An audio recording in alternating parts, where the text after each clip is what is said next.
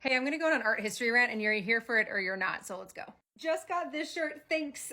This is Artemisia Gentileschi's version of Judith, and I just have to tell you all about Judith. Okay, in the book of Judith, which is in Catholic and Eastern Orthodox scripture, but is considered apocrypha and Protestant scripture, Judith is a lady who ends up saving her city. Nebuchadnezzar is king, his general Holofernes is trying to wage war against, I want to say, Bethalia. The men in her city have given up. Judith is like, I'm going to take it upon myself.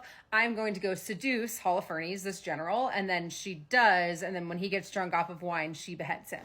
Hence, Judith beheading Holofernes. Right? If you can see all the parallels between like an underdog taking out a tyrant enemy, right? This is like David and Goliath, but a female version. Although I will say, do you want to look at a badass female in the Bible who like takes out an enemy commander? Look no further than Jael with the tent peg in the book of Judges. Ugh.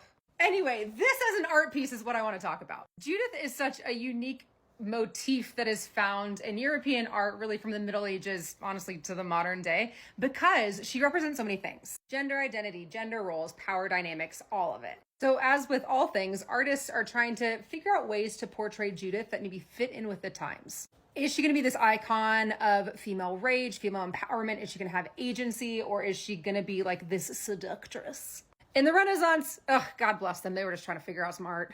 But even here with Giorgione, right? She's stepping on his head, but she looks like, a slit in her leg. Even Caravaggio's version does not make her look all that powerful, impressive, incredible, or a woman with tons of agency. Yes, she's doing the task. She's beheading Holofernes. She's with her maidservant, who's very elderly. The light is shining on her. She looks beautiful, but no, doesn't look very strong. Doesn't look very powerful. Which is why I love Artemisia Gentileschi's version, because are you kidding me?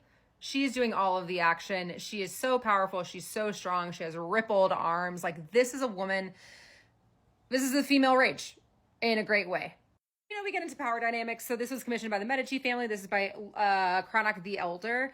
And this was the Medici's attempt at trying to say, hey, look, like we're the underdog too. We're these new elites, these new merchant bankers trying to compete for power against the traditional people who have had it for a long time in Italy.